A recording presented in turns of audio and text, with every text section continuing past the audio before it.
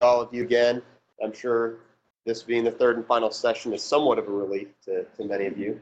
But we do just want to say once again, we have been overwhelmingly encouraged with what we've heard, what we've seen from what's going on through these trainings. When we kind of were talking about this at our office and coming up with the idea of getting coaches more involved, we weren't 100% sure. I mean, there's a lot of things that Valerie and I do that are hits and a lot of things that are misses. We weren't sure how this would go, but I would say this overwhelmingly has been a positive thing. We, with no disrespect to the tech coordinators, they are very busy people, and it's not always their job or in their DNA to go and help other teachers. That's really what a role of a coach is. So trying to help you coaches with some of these technology initiatives has just been awesome, and we've been so encouraged by what we've seen on the Padlet, getting out into classrooms and seeing all of that. So great job. Thanks for all you've done, and hope that this will just kind of spur you on to do more and more, and I'm sure we'll be in touch. Any questions before we get started? Yes. Yeah, it's todaysmeet.com/FWCS, SWCS _ tech, TECH, and got it?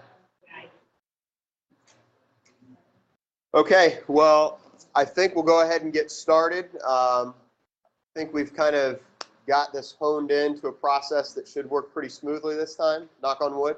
So the videos we've got playing on a separate computer, and hopefully won't have some of the issues that we had before. So thanks for your patience as we've been doing this, but we'll throw it to Kristen. Kristen, if you're there and can hear us, we'll go ahead and get started. Yeah, I'm here, and it looks like I'm just popping up onto your screen. Good morning, everybody. So glad to be here with you and excited to hang out and talk a little bit more about comprehension and technology here on our last day together. I can't believe it's November. I walked out on my deck this morning and it was all covered with frost and really slippery. So it's that time of the year. So we've kind of followed our journey from the very start of the school year, now heading into the winter months. And just to echo some of the things that Matt said, you know, it is really apparent from the Today's Meet that you guys have been adding to, that there's so many amazing things going on, being tested, toe dips in the water.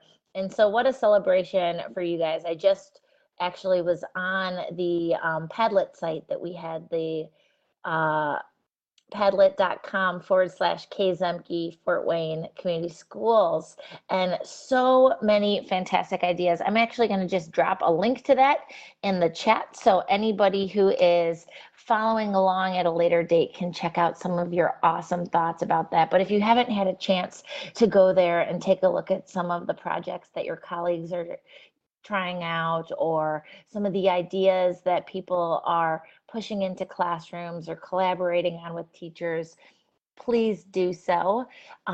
Just the other day when I was taking a look, I found a couple, posts that I wanted to share with you guys, and I love this idea of using Instagram to share your reading lives. And so someone was posting this photo to Instagram and asking for comments and feedback from the community on what the book was, the best book that you read this week was. And so one of the tech coaches was talking about how a teacher had tried this out and shared it. And so what I think is really interesting is when we take a look at the comments and the feedback that this class got, it's such a wonderful example to show kids.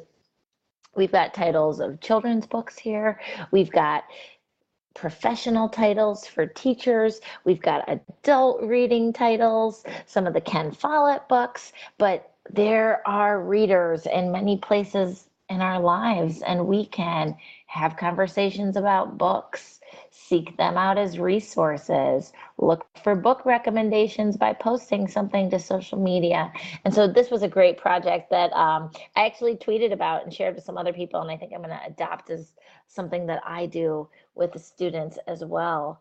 Tammy and Lisa had shared a great little post about trying Today's Meet in a third grade classroom in response to a bad case of stripes, which is a fantastic read aloud. Some students recorded their reading, but I think what was the big aha that I loved about this post was that the teacher realized technology was not something else she had to do, but something that could enhance what's always already going on.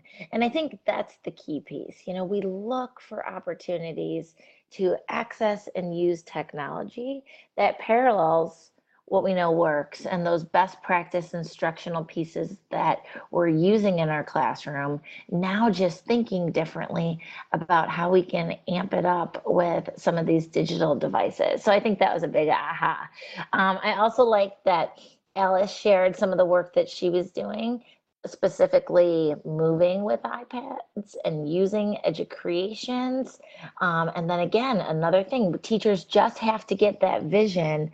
That's half the battle. You know, teachers find that it's not as hard as they thought. It's much easier. And so I think as coaches, if we can go in and be like, let me show you how you could try this out, or you know what would be another way for managing those devices, that just helps set that foundation that people can then build on and pick up some momentum. So it's great to see that you guys are, as Matt said, really rolling and pushing into classrooms and trying some new things.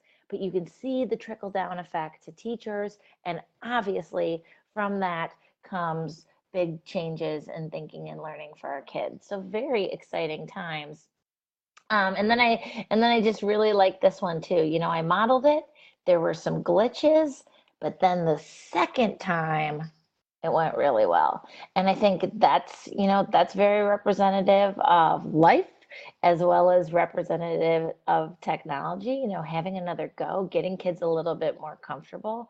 And I think when we find consistent opportunities to give our kids audience and to let them know that they're able to collaborate with their peers and interact and build thinking, and that people other than this person is going to be viewing what they did, that's where we see the true transformation that Dr. Pontedera has talked so richly about. So I think keep it up.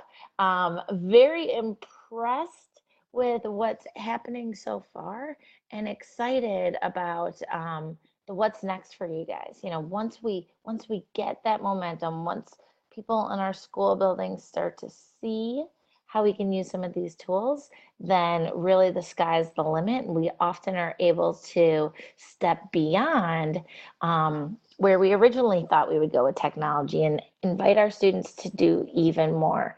Going back to review, you know, what really drives our thinking and our purpose and our why behind how we're using these digital devices is the 30-year body of research on active literacy. And we've talked about this before, but we're moving beyond active literacy. You know, these bulleted points are all the practices that we employ in social studies and science workshop, in math, in the arts.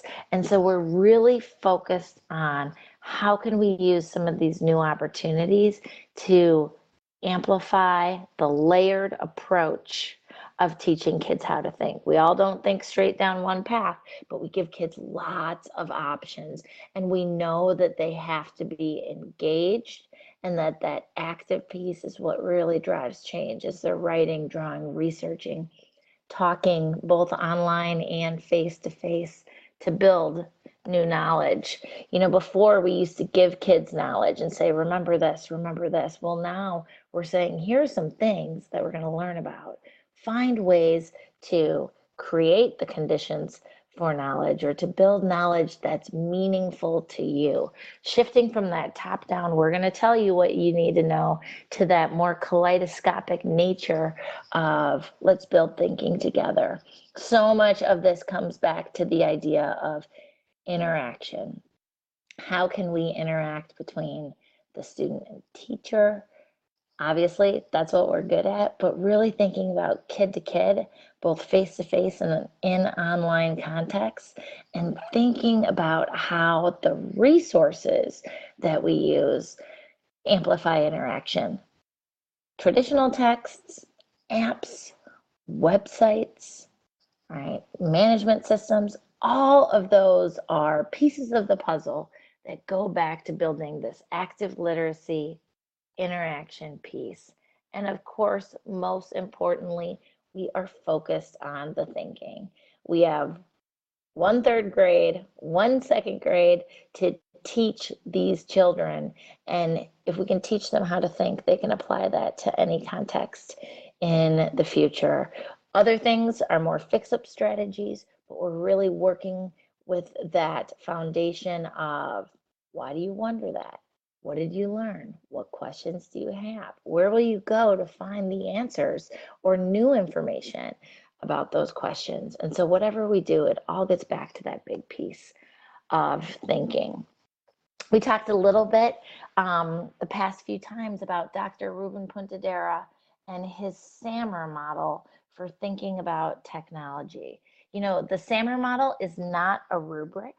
We're not using it as a tool that's saying you redefined that learning experience 4 points, you did not redefine that 1 point, but it's just a framework for thinking about the ways we're using technology with kids. And so, like all frameworks that we look at and reference, we're making sure that there's diversity. We're balancing the types of activities that we're using. And most importantly, I think we're being really reflective about what we do. You know, not every lesson has to be redefining the thinking and learning workshop, but we also want to make sure that we're not only substituting. And as we talked before, you know, that's a very natural practice as we start working with new tools. We did math facts on flashcards. Now we're going to do math facts on an iPad. But that is the lowest rung on the ladder for how we can use technology, right? We don't need $500 devices to do math facts. But if we want to make a math movie that embraces some real world learning opportunities, that invites kids to create, produce, interact, excuse me, then that's a great use of these new tools. And so as we move into the colder months, I love this coffee model of thinking about SAMR because my favorite latte is the pumpkin spice latte. And so I think when we look at, you know, that is the winner in terms of how we're redefining thinking and learning. We celebrate the moment of, you know, creating new tasks, putting the ownership in the hands of kids, asking them to do something that really blows our minds that they couldn't have done 3, 4, 5 years ago. And so we're always going back and reflecting, where does this fit in? Am I doing too many of one activity versus another? How is my technology changing things? And why does that change matter for my age of learners? And so we think about not only thinking, but redefining what our classrooms look like and sound like. Teaching with the standards in mind, there's a number of pieces that we continue to go back to. Of course, our district standards and our state standards or recommendations, but looking at sort of that overarching umbrella, the ISTE standards. You know, what does the International Society of Technology and Education say? And at the top of their list are those ideas of creativity and innovation. We want our kids doing the work. Stephanie Harvey always says, whoever does the most work learns the most. And so we have to hand over us as the grown-up in the room doing the work and saying to our kids, you make that movie, you create a blog, you take action on that. Following up very closely behind this creativity and innovation piece is communication and collaboration. And we now have so many more opportunities for our kids to communicate. We can also differentiate and personalize as we maybe invite those kids who are less likely to speak in front of the group, those students who might be slow to warm up and need a little practice time, they can engage in some type of digital discussion on a tool like Gaggle that's really preparation for the face-to-face discussion. And so when we say present, turn and talk on the rug, they've got that scaffolded support they need to be truly successful. We can also give kids new opportunities for reaching out to experts or others beyond the classroom. And so we see this big push to lower the walls. You know, we're not just students at Scott Elementary or students in Fort Wayne Community, but we're students in this game of life, and we have the opportunity to connect and collaborate and build new knowledge with kids, researchers, authors everywhere. And so we bring that interest and energy and engagement and motivation into the mix that all gets back to the why we do this, right? Why do we go to school and think and learn? Because learning's fun. There's people out there you can learn from. You can connect and build relationships with others around the world. And so we're going back and taking a look at these standards. Many important layers in there. Technology, operations, and concepts are at the end of these standards, right? We do need kids to know how to use a multimedia creation tool, but that's not the why of why we're choosing these digital devices. That's the fluency piece. We need them to be fluent so they can navigate these tools, but the why is bigger, and we're really looking to the innovation and collaboration with that. So framing it up in just a few big ideas, you know, going back, we talked about these things before too. It's not the tool, it's the teaching. We're looking for opportunities for audience and collaboration. We're looking for kids to take over doing more of the work, to save, to archive, to build that portfolio for themselves about what mattered to them in their thinking and learning year. And so when we go back to our book, Connecting Comprehension and Technology, the foundation are those 6 research-based strategies for building thinking across a reading and writing life. And so we know that we've talked about activating and connecting and asking questions and building background knowledge. We left off with this piece of inferring and visualizing. And what's so exciting about this is that this is really the direction where we're going with media literacy in this day and age. There's so much on the internet, in newspapers, on websites, and with short video clips that is forcing our learners into the space of inferring, evaluating, building thoughts behind an image or video clip, that we have to explicitly teach it in our classrooms so they're not just prepared for assessments that might come district-wide, but so that they're prepared to be citizens of life, which is even a bigger thing. We're taking a look at what types of text clues and background knowledge help us build this idea of inference. And remember, we're redefining what it means to read, and along with that, redefining our definition of text. You know, it's not just printed word in a paper anymore, but it might be those images and media pieces. We're engaging students with this idea of inferring and visualizing to embrace the 5 senses. You know, you can smell something when you're viewing it. You can touch it if you're reading about it. And so we're employing this, again, active piece of thinking and learning into our instruction. And when we do so, we meet the needs of as many learners as possible, and invite kids to really build that thinking piece. And the why behind why do we teach this inferring and visualizing is because this layered effect of instruction gets us to the deeper understanding of a piece of text. And so when we talk about close reading, when we talk about going back and citing that text evidence, this is what we're doing with the infer and visualize piece, because we have to understand it better and know it more intimately to really think differently about how we're interacting across different types of media.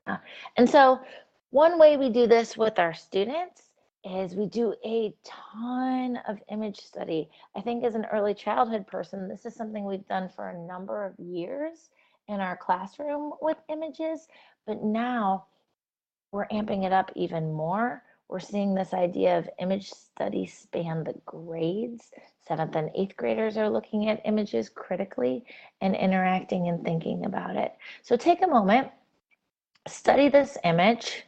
All right, when we teach kids how to do this, we talk about looking at the foreground or what's happening up front, looking at the background, studying quadrants of the image, thinking about what we know. So take a moment, look at that image, maybe for 30 seconds. What do you notice about that image? What do you wonder about that image?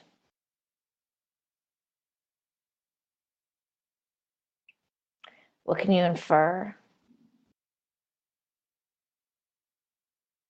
Take a moment quickly and turn and talk with someone next to you. What do you notice? What do you wonder? What can you infer about that image? Go ahead, turn and talk.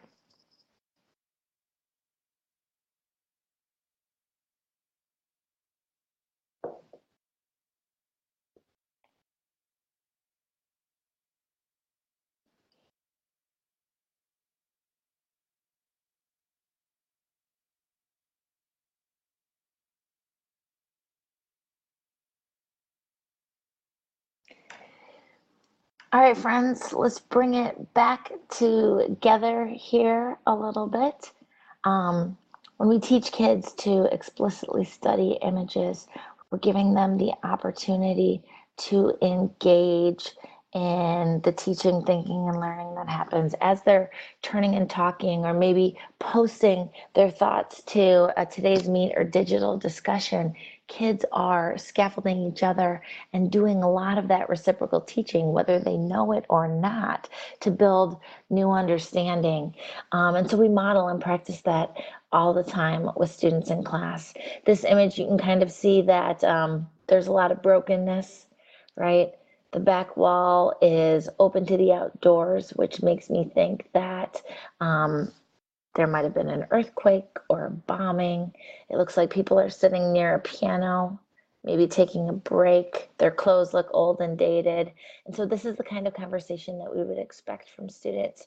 This is actually a photo of Russian soldiers as they headed into Berlin to liberate the city post-war. And so amidst all this destruction and danger and trauma of the last several months, they take a couple minutes to stop and return to a sense of normalcy as they gather around a piano and pause for a moment of song and enjoyment. And so we see the power of these images and how we can use them to launch a variety of curricular studies. All of our content units start with some type of image study. We investigate, we think, we build knowledge, we ask questions, and then those questions guide where we go next with our thinking and learning curriculum. Here's another great one that I love. If you take a look at this picture, maybe you can infer what's going on. My think aloud is I notice a lot of people sitting around a girl. It looks like they are smaller people, like maybe somebody from The Wizard of Oz. There's only one girl in the middle, so maybe she's an important character in the story. They're holding a book. Right. This is actually a photo of Roald Dahl and the cast of Willy Wonka. And so this would be a great image to use for kids to build knowledge and understanding during maybe a Roald Dahl author study. But we love to find images like this that ignite that sense of passion and curiosity and that engage kids to think and learn a little bit differently. And so here, I'm going to show you a short video. So Matt, if you want to start queuing this up, I'll preview it a little bit. This is the launch of an image study from my co-author and teaching partner, Katie Mutaris's 5th grade classroom. They're doing a science unit. So this is in the science time block on desert animals. And so you're going to see Katie model for the kids. Remember, following that gradual release of responsibility model, we're going to model. We're going to invite kids to do it with us. They're going to practice independently, and then we'll come back for that share piece. But here you're going to see Katie show her think aloud for how we go about image study. So I'm going to pause my video camera, turn off my mic and get this video started, but I'm going to fast forward it just a little bit so you can really see some of the big thinking. So know that if the video is going quickly to begin, that's just because I'm fast forwarding. So we'll come back together here in maybe like 2 or 3 minutes. Thanks, everybody.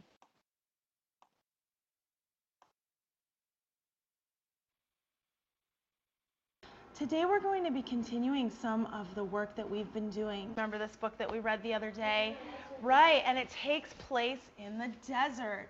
And so I've been thinking a lot about the people that live in the desert and the animals. So I thought we'd do some more work with that today, sort of activating our background knowledge and generating some questions for study. So if you look at the screen, I have our first image. Oh, wait, that's not the desert, that's dessert. Oh, yes, dessert. There's a difference of an S there, right? So this is our first image today. Okay. Why don't you take a minute and just quickly turn and talk with your neighbor about what you see in this image.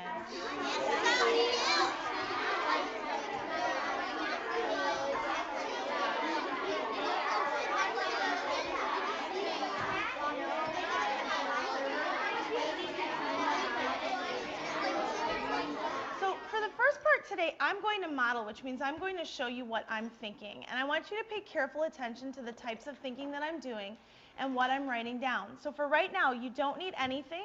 You don't need to be filling in anything in your organizer yet. We'll get there, okay? So here's what I have, what I see, what it makes me think, and what I wonder. The first thing that I see is two, I don't really know exactly what these are. I know that they're big cats. So 2 big cats. I'm going to put big in quotation marks. I don't mean like jumbo-sized house cats. I mean big cats from the big cat family, right? And what it makes me think is that these animals are, I would assume that they're friendly, right? Maybe family. Another thing that I'm noticing about this image is where they are. I know that this is in the desert because I printed the picture, but this isn't the sort of scene that I normally associate with the desert. I see a lot of big rocks, and it makes me think the way that they're sitting in there, it makes me think that maybe that's their house, that they live here. Not only that, but it provides some shelter. Maybe there's times when they need to beat the heat, right? So it looks like it might be kind of shady in there. So, and this one has its mouth opening, maybe like it's panting. I know my dog pants. He's always going, right, that to cool off. So maybe that's their shelter. But I have some questions about that. Do they stay here all day? Probably not, right? They need to eat at some point. But cats are sort of lazy, I feel. My friend who has a cat, the cat's always sleeping. I don't know. So maybe these cats sleep a lot. Well, there's another question. I just came up with a follow-up question. Do these big cats sleep as much as house cats? Do they sleep because it's hot? My brain is exploding right now with questions. Do you see how looking at just a little tiny detail and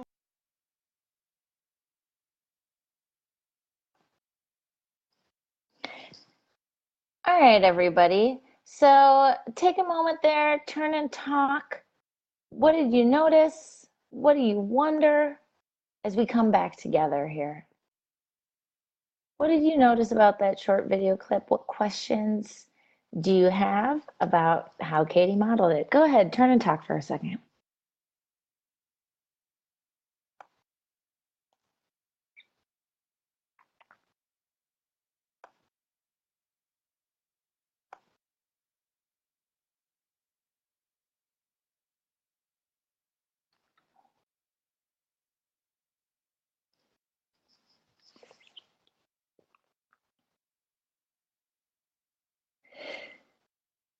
So coming back together, hopefully you could see that piece where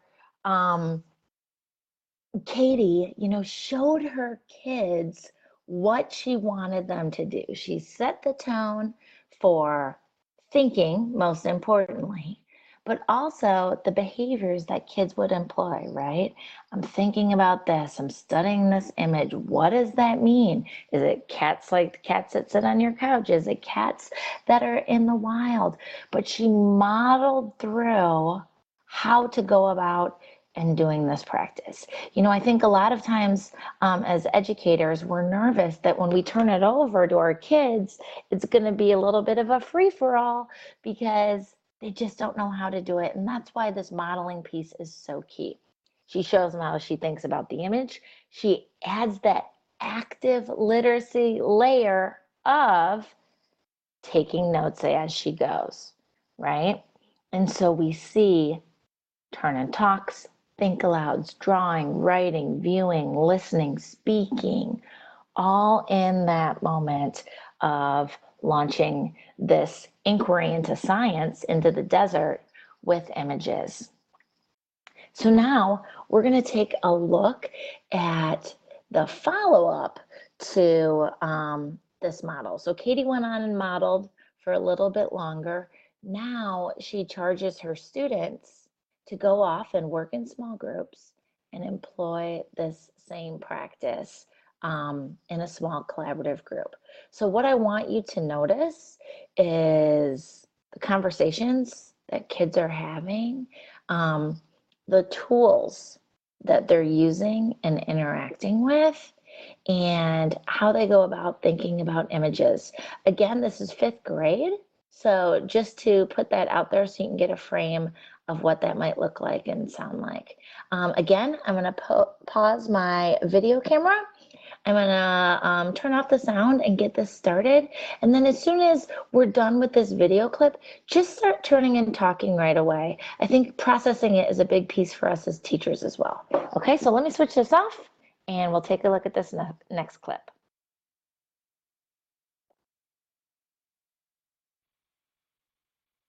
Can I get a thumb check? How are we feeling about this? Thumbs up, thumbs to the side, thumbs down. How do you feel about trying this strategy out on your own?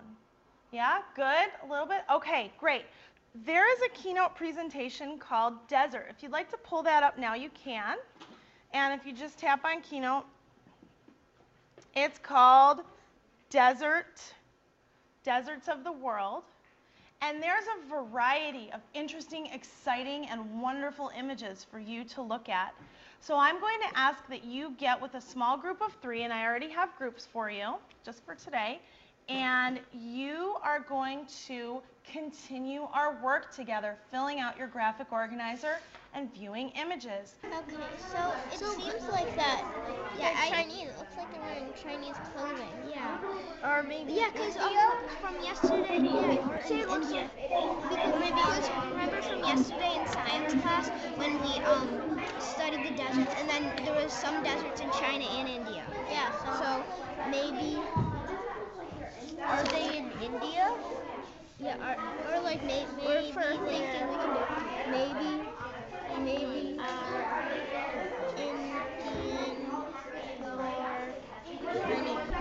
I also see that there's like a bunch of sand dunes with nothing in sight. So maybe it makes me think that they went a long way. Yeah. Where are they taking those pots to? Yeah. I also think that they're carrying water. Yeah, because they were carrying water in one book.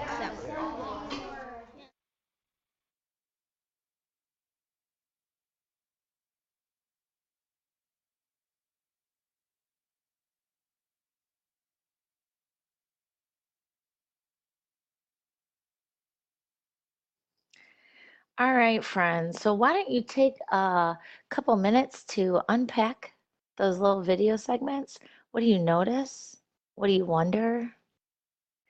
All right. How does image study matter for our kids? Go ahead and turn and talk for about 2 minutes.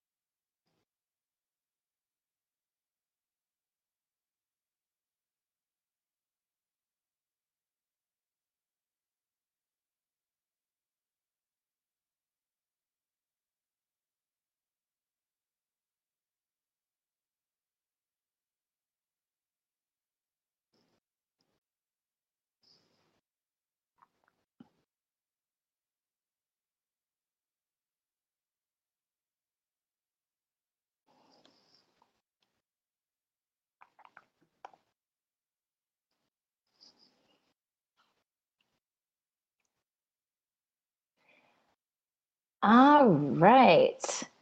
Let's bring it back together. We're gonna, I think, keep going just in the interest of time, but hopefully we'll have a little bit at the end to ask some questions. Briefly, what I loved about that clip with Katie's kids going off and working is that Katie intentionally makes the choice to have her students view the images in Keynote on the iPad while taking notes elsewhere on a clipboard, right? We know that it's challenging for students to flip back and forth between applications, to go from looking in Keynote and then writing somewhere else, right? And so we give kids the tools they need to be successful. We want them to be able to really study those images. So to have to navigate away from that screen somewhere else to go write their thinking doesn't really accomplish what we want kids to be able to do. And so we just use that layered approach. Oftentimes, the best option for students is to combine some type of digital tool with a traditional practice. And so we invite them to work together to build new knowledge and to do what works. You know, it's not all or nothing.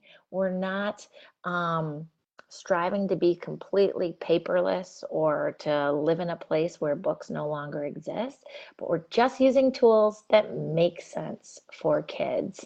We find a lot of our images on these sites that are up on the screen right now. We, of course, love the website wonderopolis.org, fantastic tool. There's a great Twitter feed called History and Pics.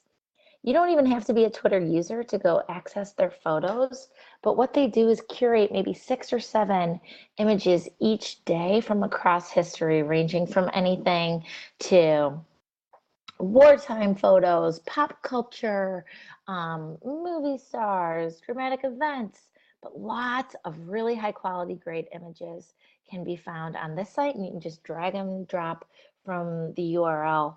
We also really love the website The Kids Should See This for short video clips. We do this with still images. We also do this with multimedia, engaging kids to watch a short video clip, maybe 3 or 4 minutes, sit with a clipboard on their lap, annotate that short video, and focus on the thinking. Explicit mini lessons on viewing to learn. What does that look like? You watch with a wide awake mind. You're typically taking notes or annotating your thinking. You're thinking about questions you have and why this short video clip matters. And so we give kids lots of opportunities to build thinking through this image study. Here's a quick snapshot from my classroom on image study in an extreme weather unit. I post an image. This is on Edmodo, but you could do this on Gaggle. I post an image. Kids start inferring. What do they think is happening? All right, they make predictions. They ask questions going back to those 6 research-based comprehension strategies. How do you ask good questions? Then they open up that image and annotate it in a drawing tool. From these work samples, we can really get great snapshots of student thinking. This child here shows they can ask questions, connect to background knowledge, infer, has a voice in the curriculum. I think we should study tsunamis, earthquakes, floods, and hurricanes. Kids then take that annotated image, push it back to the group, and here we see that important audience and feedback engine as students start to give comments and feedback to their friends. What do you wonder? Great job, good thinking. And so that's the kind of feedback that matters and where we really see a lot of this redefinition and change. Moving from the idea of inferring and visualizing into determining the important information, this is a skill that's hard for all of our kids. It doesn't matter if you teach kindergarten or 6th grade, finding out what's interesting versus important and guiding kids to really think about it, right? It is interesting that somebody survived on a life raft for 47 days, but how does that get back to the bigger picture of tsunamis and what we need to know about extreme weather. And so we give explicit lessons in this. We teach kids to react. Going deep into a text isn't about just retelling it, it's about reacting. How does that make you feel? Why does that matter? How could you respond or become an advocate or activist for that cause? And so with our youngest guys, it's about just drawing, right? Here in an inquiry on bats, this student is showing echolocation, that the mom bat says yes, and then the baby bat can find her, right? So we're determining this is a key piece of what we need to know about bats, echolocation. Another student finds out that bats drink milk, right? Big piece because bats are mammals. All right, so we can see that we're guiding kids to think about what's most important and using some of these traditional ways that we would take notes, summarize and synthesize it, and say, okay, here is the most important information. Katie in her 5th grade class does a yearly March Madness book battle mirroring the Final Four, where kids go and make a recommendation and they have book battles and books go head to head. And so here she invites them, here are the pairings and the matchups to start the March Madness tournament. Now kids have to defend and advocate for which titles would win in a battle. And so we go through and see students using some of the numbers and keynote functions to make tables to compare 2 different texts, the one and only Ivan versus Wonder. And here we can see kids determining important ideas like, how does the theme impact? What are the characters? Is there humor? And so this table goes on and on. But what you can see here is that this student has determined a winner in each category. They take this information, post it out to their blog. Their classmates can read it, respond, give new information. And so we can see through comments on a blog that Nate writes back, I haven't read Wonder, but I heard it's really good. What do you think is better, Wonder or Ivan? The author of the table writes back, I have to read both of them again, but I remember if I pick Wonder, that doesn't take anything away from Ivan. But then he realizes, wait, I realize you haven't read Wonder. Get it as fast as you can before the world ends, Nate. And so we see this reaction piece that's so important to help us determine the most important information in a piece of text as Justin goes back and says, wait a second, here's what you really need to know about this. In the primary grades, we use a lot of Google Sheets to organize thinking. Going back to that, I learned, I wonder, wow, think sheet. That's a strategy that we use all the time because the wow is where kids put in their reactions. And so after reading Nicola Davies' Big Blue Whales, we just started to organize our thinking. And this was a picture book read aloud, maybe took 2 or 3 days to get through the book, but I would go ahead and read 2 or 3 pages. I'd invite kids, stop, think, and react on a Google Sheet. Each student had a number row that they were assigned that matched their iPad number, and they just went in and added their thoughts across the different columns. And so here you can see that Matthew's thinking about a blue whale can eat krill. All right. We can see that Nola is saying a whale is bigger than a dinosaur and a giraffe and an elephant. How can it hear? And so we're guiding kids to start organizing their thinking. I love this one at the top from Ame, where she writes, what she learned, they're going to be extinct. Oh my gosh, it's the biggest in the world. Where do they live? And then her reaction is, we are sad. It breaks my heart that whales are becoming more and more extinct. And so when we put ourselves in a piece of text, we really get to know the text on a deeper and more personal level. And that's the experience we want for our kids. Thinking about determining importance and new tools, welcome to the age of the infographic, right? Infographics are popping up everywhere we go.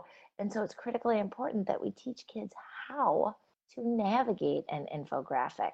Though they look visually appealing and are often misinterpreted as easy, infographics are many times very complex pieces of text that again have layers of information that we have to navigate and access. So of course, an infographic is a data-rich visualization of a story, teaching something, educating, and informing.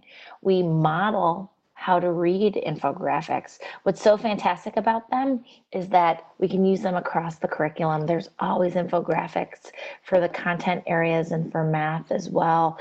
We teach kids how to find those critical bits of information. Yes, there's a picture of a shark over here that has blood on its teeth because it's just finished eating something. But we're going to determine if that's most important or if the important info is really where the author says the number of shark attacks worldwide have gone down in the last couple of years. Engaging, motivating, fun, entry points for all, which get us to this final piece of the strategic reading and summarizing and synthesizing. How do we take all of this and pull it together? And not only how do we take all of the technology, but how do we teach kids to really see the big picture, right? We want them to make whatever we read, whatever we investigate, whatever tools we use, meaningful to them. And so this is where we take those strategies that we go back to across the year. What did you learn? What did you wonder? Put it all together and walk away with a piece of new learning. We do that with a number of digital tools, and we've talked a little bit about online bulletin boards. And of course, we love Padlet. It's an easy to use tool. Any bulletin board that Gaggle offers could also do the same thing, but asking kids to show what they know. What's great about some of the new mobile tools that we have access to is that personalization and differentiation are built right in, right? Kids access the content wherever they're able. The entry points are wide. And so almost every student, by the nature of us asking them to produce or create, can really see something different. And so here we're summarizing and synthesizing what is digital learning, right? And kids say it's electronics, learning and thinking, showing questions, listening and trying, kid blog and Twitter, photos, learning on the computer. All right. We do a lot of videos, either with the built-in camera or iMovie, to summarize and synthesize student thinking. Here's where we start seeing the layer of tools we're dropping it into a movie. Okay. And I'm going to switch over to a video really quick that shows a short snapshot of what some of these movies look like in the classroom. So I'm going to cue that up. Let Matt go over and go to the book trailer section. And again, you're going to see me fast forward just a little bit to get to the right starting point. So I will turn off my microphone and we'll be back together in just a second.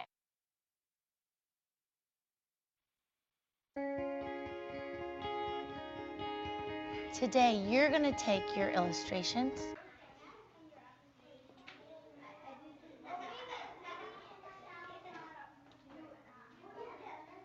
Sound okay? Okay, now Grace will do the next one. So you got to press accept.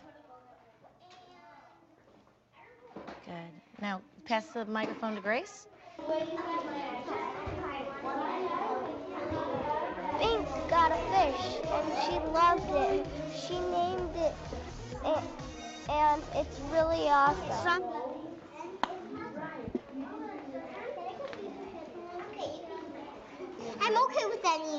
I'm okay with any. So I'm okay. I love that first. I like that first one. Let's just try out. There you go. Press it. Do you like it? Yeah. Let's listen in as Becca and Dylan give us a short tutorial on how to create a book trailer. We're doing the, first we put all the pictures in and then we did we'd write it down. No, we like told the story. Told some of the story, so we wouldn't give it all away. and then we did the music. And then after we were going to look through the music, after we were going to look through the music here, we are going to send it. We're going to listen through all the songs, and then so we can figure out what songs we like the most. Mine is to illustrate when we write all our pictures, because then I like drawing a lot. All right. Did Pete cry? 4 minus 1 equals 3. All right, friends. So today you guys worked on your book trailer. Can you tell me a little bit what you worked on? We worked on the music, and we worked on how we said it, and like we worked on what we were gonna do, like which ones we were gonna do. Fabulous. And what book did you guys recommend, Dylan? Pete the Cat and his 4 groovy buttons. Oh, it sounds like a good selection. Is it okay if we share this with the class? All right. Did Pete cry?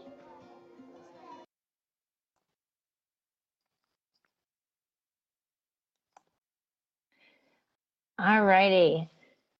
So hopefully you can see in that short clip how students pull together a variety of different pieces to demonstrate what they know, right? We invite them to draw, to write, to think, and to really go deeply with some of their thinking and learning. Lots of great examples of how we use that across the grades. Let's take a look at what a completed snapshot might look like. And actually, I'm going to show you a snapshot from 5th grade. So you kind of saw a little bit from 1st grade with my classroom there. I'm going to show you a snapshot from 5th grade. So I'm going to go to Matt, the Number the Stars trailer. Michelle, if you could just drop the other video clip into the chat, then they'll have access to both. But in the interest of time, let's look at the upper grade snapshot, okay?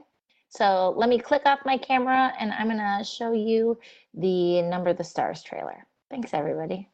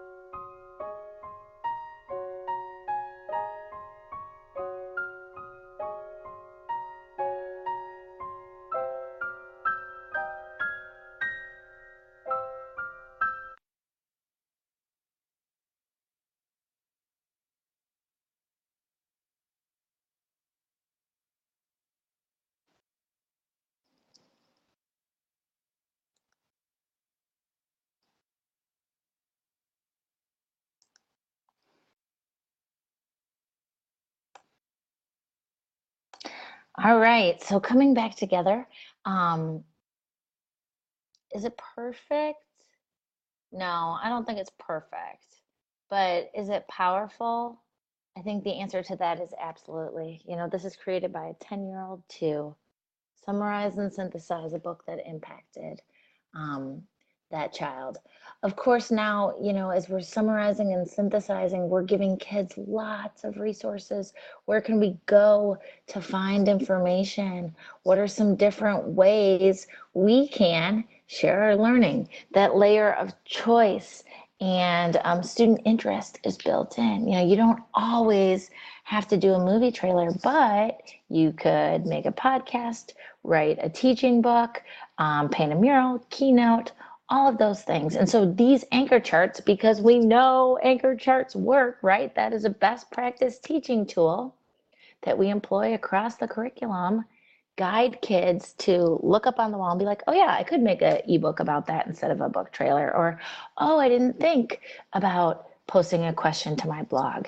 And so we scaffold kids so that they can be more and more successful in the classroom and on their own. When we summarize and synthesize, we're again marrying the traditional and digital tools. We don't throw everything out the window just because we have an iPad now, but instead we think about how can we make a physical, more traditional project, because we know that still matters, but how can we add a layer of digital? Why do we add a layer of digital? Because digital makes the thinking and learning stick. When we can post a book trailer to a classroom website or share a blog, that allows us to go back to it, to revisit it, even after the unit has concluded. And so we continue to make murals, but then we also add an ebook. Students are building their own websites, making keynote presentations. And so when we have that digital layer, it becomes easier to share with the world, and thus we can get feedback from all different kinds of entities. One tool that I really love is this free little app called Songify. I only have it on my teacher phone, but what it does is it allows you to speak something and then it will scrub and remix it into a song. And so when my students are summarizing and synthesizing, they're pulling together the most important details. So here they build a diorama of terracotta warriors that are in ancient China for our Ancient China Inquiry Project. And then they go ahead and write this song. So take a listen to this.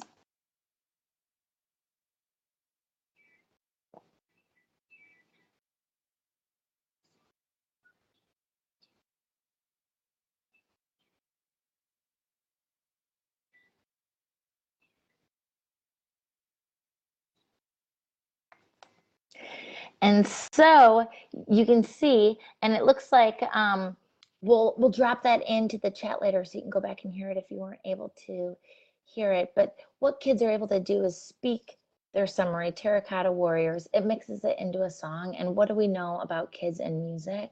That they remember everything that sets music. Think of the song Let It Go, right? How many times have we heard that in our classrooms? And so thinking about ways to embrace different intelligences and modalities becomes even easier with some of these new tools. Using that great tool Padlet that we refer to, students are building their own websites. Here, 2 fifth graders are talking about important people who impacted the Revolutionary War. They're creating, producing, publishing text, adding images from safe online sources that convey their message. And then it lives right there on the Padlet wall that they can share with their classmates or their teachers. Publishing ebooks, here's one about Shakespeare. We love the Book Creator app. It is a paid app, but it's fantastic because it allows you to write, draw, add audio as well as movie clips. And so this becomes kind of like the whole package deal where you can hear, see, view, listen, interact to all the different features within one tool. And of course, thinking about how we can use some of these movie tools to really amp up thinking and learning. I'm going to show you a video from my colleague Autumn Laidler's 4th grade science class. In this video, students have followed an inquiry circle model. The teacher spent about 6 or 7 days building background knowledge on simple machines. She then told kids for another 4 or 5 days, go research your simple machine, pull together some type of project that shows what your simple machine is and what you've learned about it. And then we're going to come together and you guys, students, are going to teach the class about the different types of simple machines. So I'm going to click off my microphone and camera. Matt's going to load this video up, and we're going to take a look at what's possible. Getting back to the idea of summary and synthesis, how do we pull it all together?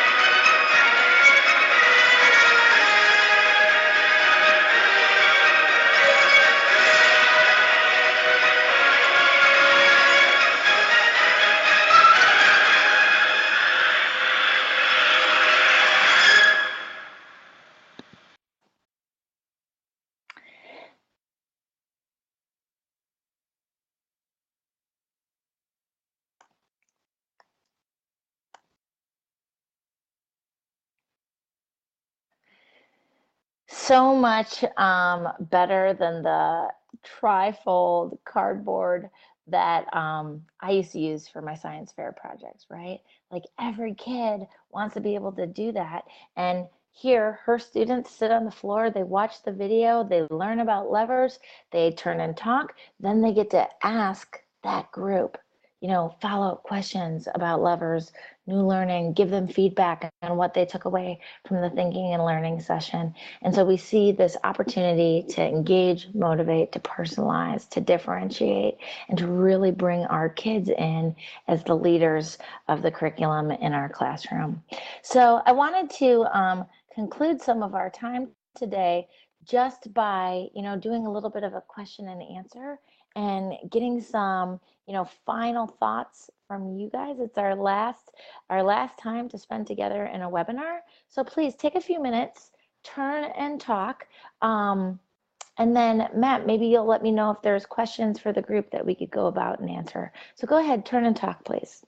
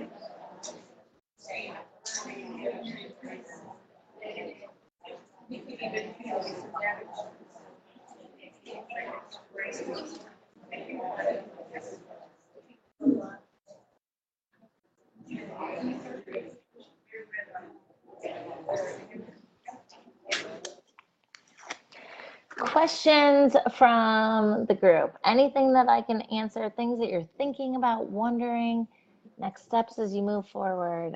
Any questions that you have for Kristen? I can relay them and she can answer them here before we wrap up. Thoughts, questions, anything? No, I think you covered it all. Oh man. Okay, great. Well, then let's keep going. I got a couple more things to just share with you guys in conclusion. I think the big thing to remember is that, you know, this is possible. We can do this not only as teachers, but for our kids as well. Baby steps, it's a continuum. I think we talked about this the first meeting. Our goal is that you learn one new thing and try it out with kids, right? At our school, we try to break it down so that teachers are trying one new thing each quarter. That way you have 4 new things in the school year, but it doesn't feel too overwhelming. The pioneers in our buildings will, of course, do more than one thing a quarter, and chances are so will everybody. And then we see that, oh, hey, show me what you're doing in your classroom, or oh, that makes everything so much easier. Kind of trickle down effect that really builds momentum and starts changing thinking. Going back to our big thoughts and ideas and principles, right? We're marrying new and traditional tools, not throwing the baby out with the bathwater, but we're thinking about what's the best tool to demonstrate understanding, to capture student thinking, to interact. Oftentimes, tools are going together, right? Oftentimes, a digital device and some type of traditional tool. We're going back to what we know about pedagogy. You know, the pedagogy doesn't change. It's called best practice, and there's research on it for many, many years. This is a tried and true by students and teachers practice that works. And so we're using what we know about pedagogy to think about how we're using digital devices.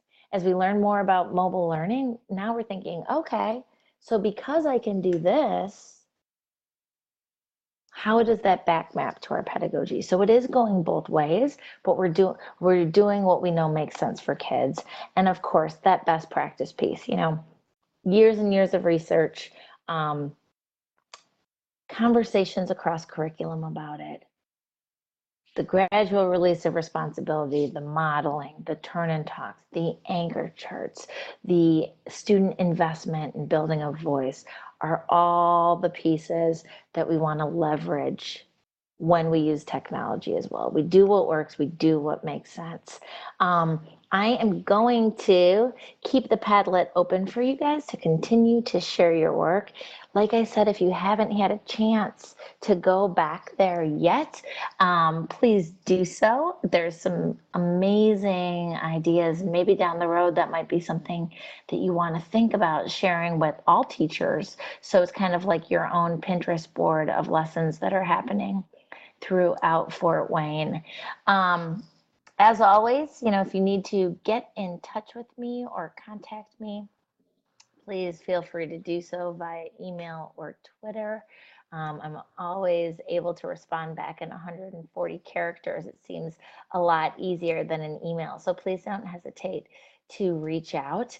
And I'm excited to hear from you guys and see, you know, what the next steps are. Like Matt said at the beginning, and I know Valerie echoes this sentiment, but the growth and the excitement and the building and the risk taking and the setting the tone for what new practice looks like in a digital age is on your shoulders, which is an exciting place to be. You know, like I think being able to define what it's going to look like for kids in Fort Wayne is very powerful, an important role to play. So with that being said, we're about to wrap up. Somebody had asked on email a couple of weeks ago, but Katie and I are working on a new book for Heinemann on what this looks like, best practice in a digital age. And so know that that's going to be coming out hopefully next year. We have a deadline of this winter, so we're busy writing all the time. And hopefully I'll be in your area soon. I think I'm doing some work in Wabash County, so would love to see you guys and spend some more time talking about comprehension and technology. So thank you very much for your time. If there's any questions, I'm happy to take them. Otherwise, I will bounce it back to you, Matt. All right. Thanks again, Kristen. We appreciate it. Thanks, everybody. All right. We'll be in touch. Okay, great. Thanks. Have a great day. Bye, everybody. Thanks a lot.